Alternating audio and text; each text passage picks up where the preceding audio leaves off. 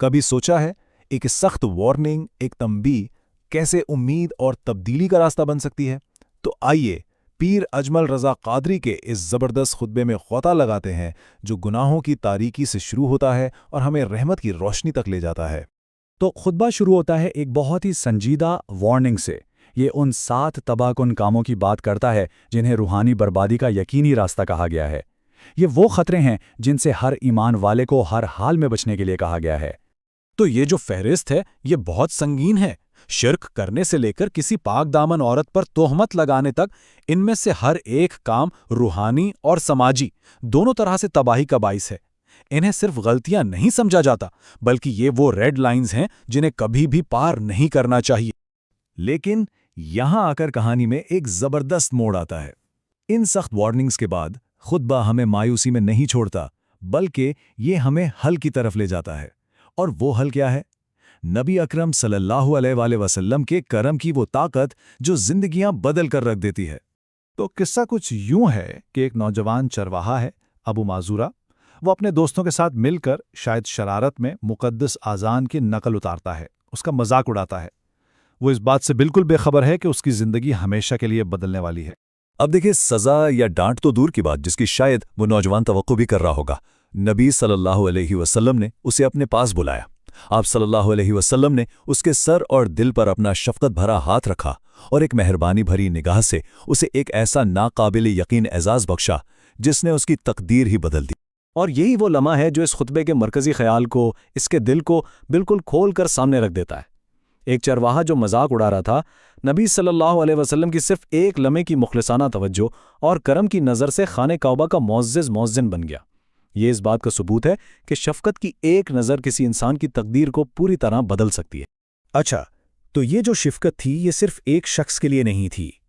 یہ خطبہ اس ہمدردی کے دائرے کو اور وسیع کرتا ہے اور نبی اکرم صلی اللہ علیہ وسلم کے ایک عظیم سماجی ریفارمر کے کردار پر روشنی ڈالتا ہے، خاص طور پر معاشرے کے سب سے کمزور لوگوں کے لیے۔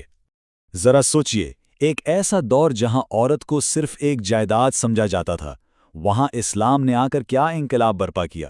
عورتوں کو وراثت کے حقوق دیے، انہیں عزت اور تحفظ دیا، اور ایک بوجھ سمجھی جانے والی بیٹی کی پرورش کو جنت کا راستہ قرار دیا۔ یہ ایک بہت بڑی تبدیلی تھی۔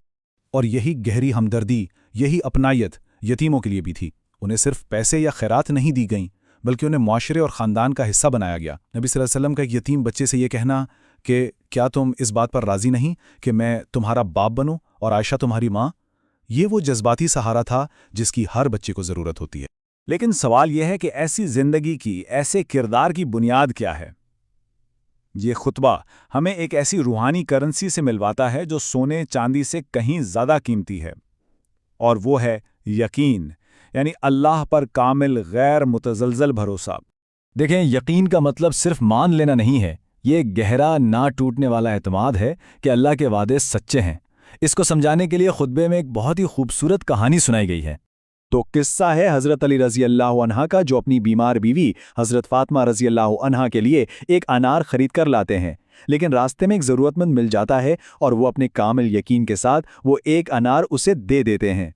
اور پھر کیا ہوتا ہے؟ کچھ ہی دیر میں نبی اکرم صلی اللہ علیہ وآلہ وسلم کی طرف سے 10 انار ان کے دروازے پر پہنچ جاتے ہیں۔ 10 کیوں؟ کیونکہ حضرت علی رضی اللہ تعالیٰ عنہ کا یقین تھا کہ اللہ ایک نیکی کا بدلہ کم از کم 10 گنا دیتا ہے، اور اللہ نے ان کے یقین کو سچ کر دکھایا۔ تو اصل بات یہ ہے کہ حقیقی دولت وہ نہیں جو جمع کر لی جائے، بلکہ وہ ہے جو اللہ کے انعام پر یقین کر کے اس کی راہ میں دے دی جائے۔ یہی یقین ہے جو خیرات کو صرف کچھ دینے سے بڑھا کر ایمان کے ایک طاقتور سودے میں بدل دیتا ہے، جہاں نفع یقینی ہے۔ اب آتے ہیں خطبے کے اختتامی حصے کی طرف، جو ایک بہت بڑا چیلنج ہمارے سامنے رکھتا ہے۔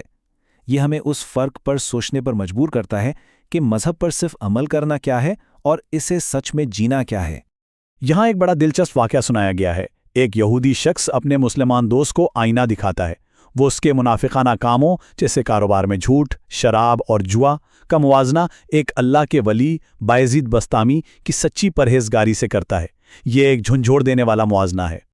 اور یہ واقعہ ایک بہت ہی بنیادی بات کو واضح کرتا ہے کہ دینداری کی ظاہری علامات جیسے کوئی مقدس چیز اپنے پاس رکھنا بالکل بے معنی ہے اگر دل صاف نہ ہو اور کردار نہ بدلے، کیونکہ اللہ ہماری شکلوں کو نہیں دیکھتا، وہ تو سیدھا دلوں میں جھانکتا ہے۔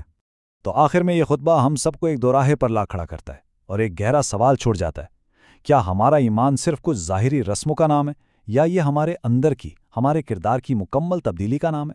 یہ وہ سوال ہے جو ہمیں ظاہری عمل سے آگے بڑھ کر اپنے دل کی اصل حالت کو دیکھنے پر مجبور کرتا ہے۔